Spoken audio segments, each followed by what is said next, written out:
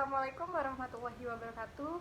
Izin memperkenalkan diri, nama saya Siti Hajar, NIM 67031940060, jurusan Sistem Informasi Akuntansi kelas D3KA 4303. Di sini saya akan menjelaskan tentang career plan untuk memenuhi asesmen pertama pengembangan profesi. Yang pertama, ada tujuan karir. Tujuan karir saya yaitu menjadi seorang accounting finance. Persyaratan karir yang pertama, mampu menganalisis laporan keuangan. Yang kedua, menguasai akuntansi. Yang ketiga, keterampilan dalam berkomunikasi. Dan yang terakhir, pengetahuan dalam proses bisnis. Yang ketiga, ada keterampilan dan minat saat ini. Keterampilan dan minat saya saat ini, saya sedang mendalami pelajaran akuntansi. Karena saya ingin menjadi seorang accounting finance, di mana yang kita ketahui hampir semua perusahaan pasti membutuhkan seorang accounting finance untuk mengecek atau mengatur keuangan di dalam suatu perusahaan.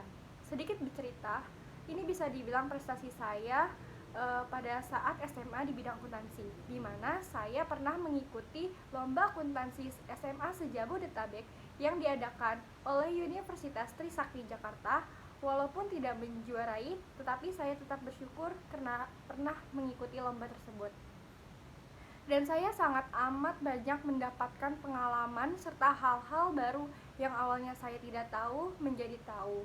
Dan saya amat sangat bangga terhadap diri saya dan teman-teman setim saya, karena kita cuma diberikan waktu 3 hari untuk belajar, tetapi kita bisa menyelesaikan lomba tersebut walaupun hanya mendapatkan juara 15 besar. Yang keempat, ada strategi untuk meraih tujuan karir saya.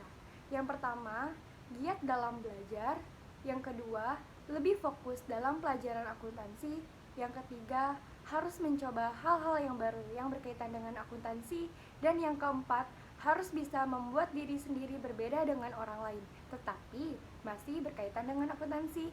Karena yang kita ketahui dan orang banyak tahu, yang minat di accounting finansial ini tuh banyak. Jadi kita harus memiliki pola pemikiran dan pola perhitungan yang berbeda dengan orang lain, tetapi dengan tujuan yang sama.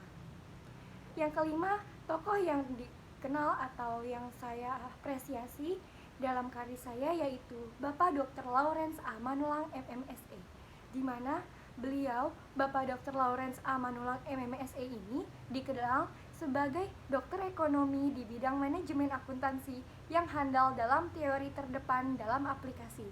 Rektor Universitas Timbul Nusantara STIE IBEK ini disegani sebagai seorang pemikir brilian dan top eksekutif keuangan yang handal. Mantan Vice President of IAFEI ini di mata para top eksekutif keuangan dunia memiliki kompetensi dan jaringan luas untuk mengelola keuangan dan badan usaha negara dalam kapasitas menteri. Karena tekad Bapak Dr. Lawrence ini, beliau mempunyai 5 keunggulan dari diri beliau. Yang pertama itu adalah pemikirannya yang sangat brilian.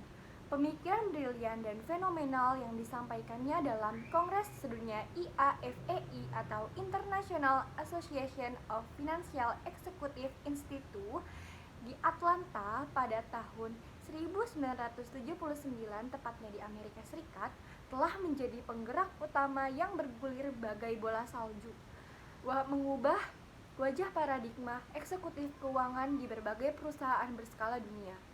Dia adalah orang pertama di dunia yang mempresentasikan serta mengubah terjadinya pergeseran paradigma peranan eksekutif keuangan dari sekedar eksekutif biasa menjadi eksekutif inti. Ketika itu, Forum Kongres Sedunia IAFEI ini di Atlanta pada tahun 1979, tepatnya di Amerika Serikat, itu dalam makalah berjudul The Changing Roles of Controllers. Dia juga mempresentasikan sekaligus menyosialisasikan terjadinya pergeseran paradigma peranan eksekutif dari eksekutif biasa menjadi eksekutif inti yang bukan hanya terlibat dan berperan mendesain finansial strategi, namun beliau juga mempunyai andil besar secara induktif merumuskan manajemen strategi dalam ruang lingkup yang lebih luas. Yang kedua, ada kompetensi dan jaringan. Kompetensinya di bidang akuntansi dan keuangan, khususnya memprediksi kecenderungan arah perputaran keuangan global diakui oleh kalangan ahli, top eksekutif keuangan, dan para pemimpin dunia, termasuk oleh mantan presiden dan presiden Amerika Serikat Bill Clinton dan George W. Bush. Ia memang seorang yang senang membagi pemikiran-pemikirannya yang brilian kepada para pemimpin di berbagai kalangan belahan dunia. Sehingga tak heran jika suami dari Bivi Leni Batubara SEMM ini memiliki sahabat dan jaringan yang sangat luas di seluruh dunia. Sebagai contoh, bagaimana Lawrence ini bersahabat dengan Bill Clinton yang diawali dari kemurahannya berbagai gagasan, prediksi, dan menganalisa. Salah satu prediksinya kepada Bill Clinton yaitu ketika Bill Clinton masih menjabat sebagai gubernur Arkansas pada tahun 1979, Lawrence mengajukan prediksi dan berkata langsung kepada sahabatnya itu bahwa gubernur yang baru berusia 32 tahun itu kelak akan menjadi presiden Amerika Serikat. Prediksi itu benar saja terbukti, sebab 13 tahun kemudian, tepatnya di tahun 1992, Bill Clinton yang bernama asli William Jefferson Clinton ini dilantik menjadi presiden Amerika Serikat menggantikan George Bush. Dan yang ketiga, tekad hentikan korupsi di Indonesia. Pada tahun 1988, konon nama Lawrence Manulang ini pernah masuk dan sudah berada langsung di tangan Presiden Soeharto untuk diangkat sebagai Menteri Keuangan Kabinet yang baru. Sehari sebelum berlangsung pengumuman resmi susunan kabinet, nama Lawrence masih beredar sebagai calon terkuat. Namun ketika keesokan harinya diumumkan, nama itu tiba-tiba menghilang. Penyebabnya adalah karena sikapnya yang ingin memberantas korupsi di Indonesia. Ketika itu, suatu tim khusus yang menyebut diri bekerja atas suruhan Presiden Soeharto meminta tanggapan secara tertulis kepada Lawrence Manulang tentang sumber pendanaan negara. Lawrence dengan tegas menuliskan bahwa sumber pendanaan negara paling besar adalah dari pemberhentian korupsi. Yang keempat, ada jalur utama akuntansi. Memori daya ingatnya yang masih prima, ketajaman nalar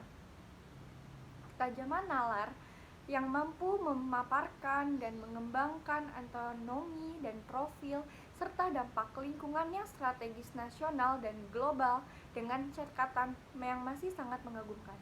Dengan kemampuan membaca kinerja para eksekutif perusahaan, lembaga yang dia pimpin oleh Financial Report itu balance sheet dan profit and loss, dengan menggunakan pisau analisa responsibility accounting, dia dapat mengandalkan aparasial, siapa eksekutif dalam lingkungan perusahaan atau lembaga itu yang berprestasi dan siapa yang tidak, menunjukkan performance yang tidak memuaskan.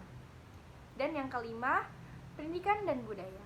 Lawrence juga tidak lupa dengan sikap profesionalismenya di dalam negeri dengan mendirikan suatu lembaga pendidikan tinggi yang dinamakan dengan Sekolah Tinggi Ilmu Ekonomi atau IBEK, STIE-IBEK, menspesialisasikan diri dalam jalur minat manajemen dan akuntansi dalam program S1 dan S2, kemudian tahun 2007 mengembangkan menjadi Universitas Timbul Nusantara atau UTIRA. Sejak tahun 1994, STIE-IBEK yang dia dirikan telah memproduksi sekitar 1.500 manajer-manajer muda yang berpredikat S1 dan tak kurang dari 250 senior berpredikat S2 Magister Manajemen yang semuanya tidak ada yang menganggur, malah menjadi menempati director's position dan manajer di banyak perusahaan. Pentingnya pendidikan menurut Dr. Lawrence ini karena pendidikan merupakan jalan pintas bagi kenaikan standar hidup bahkan lebih baik lagi dan menuju kemakmuran dan kemaksuran yang tidak ada batas. Dan pendidikan adalah benteng penangkal bagi kemunduran dan kemerosotan akhlak dan kesejahteraan bangsa. Sekian presentasi dari saya, kurang lebihnya mohon maaf. Wabillahi taufik wal hidayah. Wassalamualaikum warahmatullahi wabarakatuh.